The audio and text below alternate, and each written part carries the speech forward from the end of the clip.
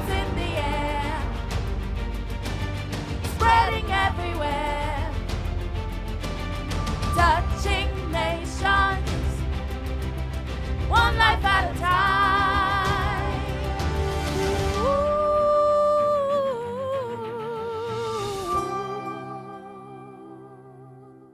¿Cómo fue que Egipto se convirtió en el lugar que Dios usó para alimentar a los israelitas?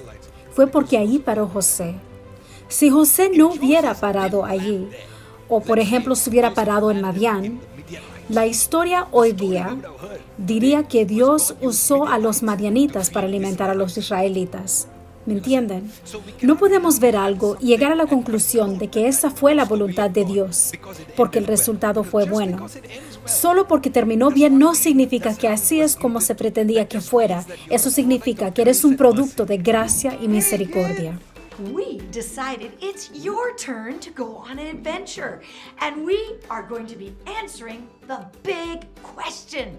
The question you need to answer is, how do you grow up with God? Hey, Pastor Sarah, what you doing? Hi, Zara. Hi. I'm reading my Bible. I've never seen anybody read the Bible during the afternoon. Well, Zara, reading the Bible is really important. Do you know that the Bible is the love letter that God wrote for us to read?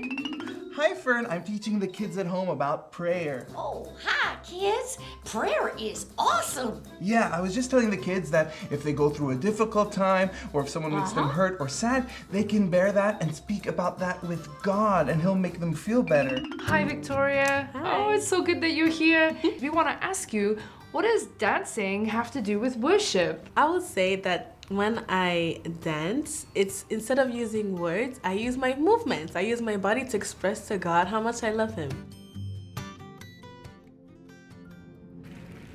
Tengo una pregunta, pero también tengo un testimonio con respecto a lo que enseñaste la semana pasada sobre aprender, celebrar y crecer. En el pasado, solía mirar a mis hermanos cuando llegué por primera vez a esta iglesia. Amé a cada uno de ellos, pero más adelante comencé a ver los dones y la unción que tenían y yo deseaba tener eso. Deseaba tener este don. Pero la semana pasada aprendí que debemos celebrar los dones que Dios nos ha dado. Así que a pesar de la confianza que tenía en mí mismo, aunque era poco, aprendí a celebrarlos y aplicar esta enseñanza a mi vida todos los días para poder crecer. Así que mi pregunta es, ¿cómo puedo aplicar esto a mi vida todos los días donde puedo aprender, celebrar y crecer según lo que nos enseñaste? Yo creo que es una emoción muy normal el ver a tus hermanos funcionar en cierta gracia, en cierto don del Señor. Es muy normal el también tener el deseo de hacer lo mismo. Es normal decir, yo también quiero hacer esto. Y después mirarte a ti mismo y preguntarnos, ¿será que estoy haciendo algo mal? ¿Por qué no estoy funcionando de la manera que Él está funcionando? ¿O cómo lo está haciendo Él? Es una emoción muy humana. Cada vez que miras a alguien y deseas algo que ellos tienen en ellos, lo que estás haciendo subconscientemente es que estás admitiendo de que tienes una falta, de que tú solo no eres completo, pero que necesitas algo que ellos tienen en ti para ser completo. Ahora, la madurez siempre te llevará a un lugar donde llegas a la realización de que tienes que crecer, pero que tampoco no puedes desear el ser así como tal hermano o tal hermana. Los ves y los aprecias, pero llegas a la realización de que tu llamado y tu don es distinto. Tienes que llegar al punto donde puedes celebrar su don sin que te lastime y después sabrás de que has llegado al punto de madurez. Cuando haces eso, Quizás tu don no sea como el de tu hermano, pero Dios comenzará a amplificar tu don para que tengas mayor influencia. Ahora, ¿cómo te puedo dar un ejemplo práctico? Hace un tiempo atrás yo dije esto. En mi iglesia en Bangalore habían muchos hombres ungidos de Dios y había un hermano. Él era el más calificado sobre todos los hermanos, pero cuando se llegaba su momento de hablar, las personas no lo encontraban muy emocionante y ellos querían que el hermano alborotador o el hermano palanca de cambios llegara. Él no era el más popular entre los hermanos, pero era muy inteligente, muy sabio, y todos los hermanos necesitaban su ayuda. Él era el chofer oficial en la iglesia. Todos le pedían que manejara, que los conduciera. Cualquier persona que necesitaba un pasaporte lo llamaban a él. ¿Nos puedes ayudar con este pasaporte? Él sabía cuál embajada llamar y qué exactamente hacer, y él se convirtió en un asistente personal. Él era tenía mucho talento en administración, y por mucho tiempo yo miraba cómo la gente lo menospreciaba solo porque él no era tan alborotador. Las personas, a nosotros nos gusta la atención, nos gusta el ruido y las cosas emocionantes, y no era así. Y yo miré como una y otra vez lo ponían a un lado, lo hacían el chofer para ir a recoger a cierta persona, y él lo hacía sin quejarse. Y ahora me tienen que entender, yo comencé predicando a la edad de 7 años, entonces yo tengo décadas de poder observar las cosas que ocurren en la iglesia, y yo observaba y observaba y observaba. 2 décadas después, todos estos hermanos alborotadores y ministerios grandes, uno lo pusieron a cargo de una iglesia, el otro a cargo de otro, y eran todos famosos, pero no como el hermano. Pero un día, de repente, el pastor vino y lo puso como el vicepresidente de toda la organización. Entonces, ¿qué es lo que ocurrió? De la noche a la mañana, él se convirtió en el líder de todos los hermanos. ¿Qué tal eso? Eso se llama la gracia, el favor del Señor. De la noche a la mañana. La gracia que José tenía era una gracia que ocurrió de la noche a la mañana. Pero esa noche a la mañana no fue de noche a la mañana, tomó 2 décadas. Pero cuando viene es un avance espiritual de la noche a la mañana. Mira a tu vecino y diles que los avances de noche a la mañana normalmente no son de la noche a la mañana. No. Ahorita solo se están calentando. Ustedes están como en la primera calambia de cambio. Yo ya estoy en la quinta. Aún en sus casas, hablen, aunque nadie esté viendo. Aunque nadie los esté viendo, díganles que los avances que de noche a la mañana no son realmente de la noche a la mañana. Muchas veces hay valles y montañas que uno tiene que subir. Y la gente no mira esto. Ellos solo miran al primer ministro de Egipto. Y todas las personas comienzan a hablar mal de ellos. Pero no saben, no conocen esos 2 décadas de valles que ellos tuvieron que atravesar. Personalmente, yo creo que el hacerlo poco con excelencia, aún la Biblia promete de que si eres fiel en lo poco, sobre mucho te pondrá. Algunos de ustedes quizás dirán, sí, pero yo solo soy alguna persona que saluda a una mujer, nadie me conoce, nadie me reconoce, nadie en la iglesia me saluda, nadie hace nada por mí. Y te sientes tan perdido, pero no sabes lo que Dios está haciendo. Él te está probando, la palabra te está probando. Porque tú pienses de que la manera que ocurre la promoción es así como lo ocurre en el mundo secular, que una semana te suben a $100, después 200, después 500, después 800, 850, y después dices, sí, yo quiero llegar a 1000, Señor Jesús, y después te dan 900, 950, pero así funciona el mundo. Pero en el reino no es así. En el reino, la promoción, la manera que ocurre es que llegas a un lugar de odio o al Hades al lugar más alto en el cielo. Y yo quiero que sepan esto de mi Dios, que puedes estar en un calabozo. ¿Saben lo que es un calabozo? No es una prisión. José estaba en un calabozo. Hay una diferencia entre una prisión y un calabozo. En la prisión estás encarcelado, pero un calabozo es un lugar oscuro. Es como es clandestino. Él no estaba en ninguna prisión normal. Él estaba en un calabozo profundo, un lugar muy oscuro. Se pueden imaginar que de repente, de ese lugar oscuro, de estar clandestino, él ahora se convirtió en el vicepresidente de Egipto. Ese es tu Dios. Escuchen. ¿Qué es lo que dice la Biblia acerca de aquellos que conocen a su Dios? Los que conocen a su Dios harán ¿qué? ¿Harán qué?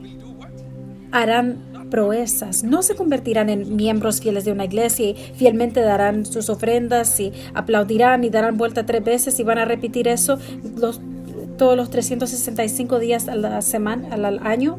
Pero dice la palabra que los que conocen a su Dios harán proezas. Espíritu Santo, te amamos. Les acabo de contar una manera que Dios funciona a través de la fidelidad. Muchas personas son arraigadas, pero son amargados. Dicen, sí, aquí estoy, pero tienen que tener cuidado con las palabras que salen de ellos. Están enojados, amargados, decepcionados. El enemigo ha tomado control de sus mentes. El ser arraigado no es lo suficiente. Dios quiere que seas un creyente gozoso. Sí. Algunas personas son muy buenos para dar, para ofrendar, pero no son dadores alegres. Se quejan y dicen, ay, tengo que sacar mi bolsa de moneda, y se quejan. Y estás poniendo una semilla, pero mientras estás dando una semilla, la estás cancelando con tus palabras. Que esto se quiebre hoy día en el nombre de Jesús. Yo he visto algunas personas muy ungidas, pero con muy poca influencia. Yo he visto a otros, al comparar, quizás la unción sea poca, pero yo he visto que Dios les da mayor influencia y ahora su unción está alcanzando 10 veces más que el hermano que era más ungido. Los dones, pastor. El tener un don no quiere decir necesariamente de que tú eres mejor que yo. Entonces, ¿por qué tendría yo que desear ser como tú si el don no quiere decir de que eres mejor que yo? José era tenía los más dones que sus hermanos, pero él estaba en ese calabozo. Quizás puedes tener la manera que la iglesia ha estudiado a José es a través de una perspectiva muy pequeña. Entonces la teoría y los estudios alrededor de esto son muy angostos. Pero vamos a dejar esto. Entonces, ¿por qué quiero ser como tú? Si sé de que tienes muchos dones, pero estás sufriendo. ¿Cuántos de ustedes aquí quieren sufrir? Puede ser muy talentoso y estás sufriendo. Pero quizás hay personas de que no tienen tantos talentos, pero ellos son más productivos, más buenos para producir, más frutos. Entonces, al querer tener estos dones, no olviden la madurez. Entonces vemos cómo esta palabra, todo salió bien. Vemos cómo Dios usó a José para producir comida en Egipto y todo fue como todo tuvo una conclusión muy linda y decimos que todo funcionó para bien. Pero están diciendo de que este fue el plan inicial de Dios, de que Dios usara a Egipto. ¿Cómo llegamos a esta conclusión? Hoy día llegamos a la conclusión porque ya conocemos el fin. Ya después de que ocurrió, ya lo sabemos. No lo sabíamos antes, pero ya sabemos el final. Entonces decimos que fue el propósito de Dios. Pero un momento, esa es tu perspectiva. Esa es tu perspectiva. Pero ¿será de que Dios verdaderamente usó a Egipto? Porque ¿qué fue lo que pasó? Había una hambruna alrededor de todo el mundo, incluyendo en Egipto. Esto quiere decir de que si José no estuviera en Egipto, Egipto sería como cualquier otro país hambriento. Quiere decir de que no había esperanza en Egipto. Pero ¿cómo fue que Egipto se convirtió en el lugar que Dios usó para alimentar a los israelitas? Fue porque ahí paró José. Si José no hubiera parado allí, o por ejemplo se hubiera parado en Madián, la historia diría que Dios usó a los madianitas para alimentar a los israelitas. ¿Me entienden? No podemos ver algo y llegar a la conclusión de que esa fue la voluntad de Dios porque el resultado fue bueno. Solo porque terminó bien, no significa que así es como se pretendía que fuera. Eso significa que eres un producto de gracia y misericordia.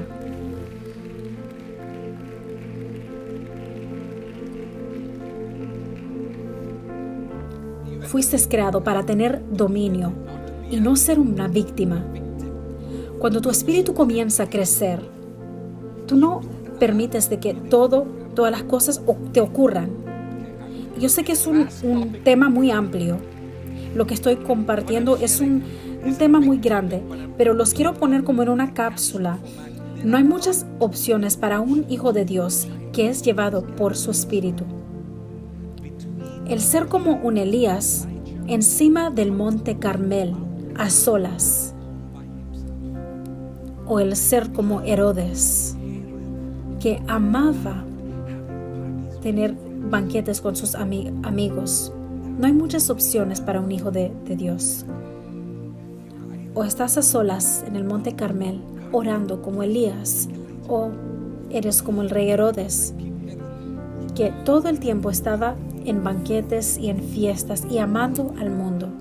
El ser tibio no es una opción, porque la Biblia dice que si eres tibio, Él te vomitará de su boca. Entonces no hay muchas opciones. O estás listo para volar como las águilas. Le damos gracias a Dios por su gracia. Ahora, volviendo al tema de José, volviendo a Jacob, volviendo a Isaac, el hecho de que por 20 años él no tuvo un hijo. 20 años. 20 años. Isaac no tuvo un hijo. Y tenemos que investigar la razón por la cual. A nosotros no nos gusta hacer esto, no nos gusta investigar. Decimos, Isaac no tuvo un hijo por 20 años. Él era un hijo de Abraham, el único hijo de Abraham. Y por 20 años no tuvo una semilla, no estaba produciendo fruto en su vida. Y creemos de que no hay algo mal ahí. No siempre lo tienen que decir de que era el diablo. Tienen que investigar. Como un hijo de Dios tenemos que ver. La respuesta está en el versículo siguiente. Dice la Biblia que Isaac oró y después su esposa quedó embarazada. Entonces la pregunta es, por 20 años, hermano, ¿por qué no oraste? ¿Me entienden? Hay un precio detrás de cada sufrimiento. Una razón por cada sufrimiento. ¿Cómo es que esa maldición vino a mí? Tienes que investigarlo. No podemos llegar a la conclusión de que el sufrimiento de que José padeció fue porque fue la voluntad de Dios de que él fuera a esa cárcel y que cayera en ese calabozo. Pero yo no creo que esa fue la voluntad de Dios. Pero Dios le dio sabiduría para que él eligiera hacer cosas que causaron que su vida fuera a la izquierda o a la derecha, pero mientras él se mantuvo bajo la mano de Dios. La falta de madurez no lo apartó de su destino, pero causó más sufrimiento. La sabiduría fue lo que determinó de que José optara por el izquierdo o el derecho. Claro que no lo apartó de su destino, pero fue su decisión el llegar a ese lugar de destino con más sufrimiento o con menos sufrimiento. Esa es la diferencia. Todos vamos a llegar al cielo, pero la pregunta es, ¿cuánto sufrimiento estás dispuesto a pasar? Imagínate que vas a una iglesia donde ellos creen de que tienes que sufrir. Buena suerte a ti. Te deseo lo mejor. Ya la vida es muy difícil y ahora tu pastor te está diciendo desde el púlpito que tienes que sufrir. Vamos a orar por ti. porque el poder de las palabras que sale del altar al cual tú estás conectado es muy importante. No es suficiente de que el enemigo está luchando contra ti, pero hay palabras de maldición que vienen del púlpito a tu casa y ahora estás aumentando a tu sufrimiento en la vida. Y es como un sello de parte del cielo por ese sufrimiento, pero no. El sufrimiento perpetuo viene del demonio. Y yo quiero declarar esto sobre ti, que esas luchas perpetuas no vienen de Dios.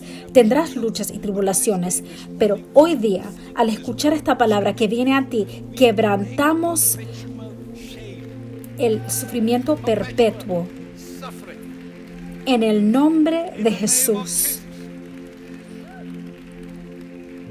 En el caso de José, yo les puedo enseñar quizás 20 errores que él cometió que causaron de que su destino tuviese otro territorio difícil. No fue que Dios le dio a Israel una opción de poder alcanzar el lugar, la tierra prometida, en 10 días o 40 años. Él les dio la opción. El primero fue 10 días. Hay un camino corto que yo los puedo llevar. Cada creyente tiene que recordar de que puedes llegar a tu destino en 10 días. O puedes pasar años. Es una decisión que tú tienes que tomar. ¿Me escuchan? Es tu decisión. Es tu decisión. Tu decisión. Yo siento la unción. Que tu sufrimiento sea cortado en el nombre de Jesús. Yo me paro aquí y yo declaro perdón para muchas personas en el nombre de Jesús. Sí, en el pasado había ignorancia que causaron sufrimiento en tu vida, pero en el nombre de Jesús lo cancelamos.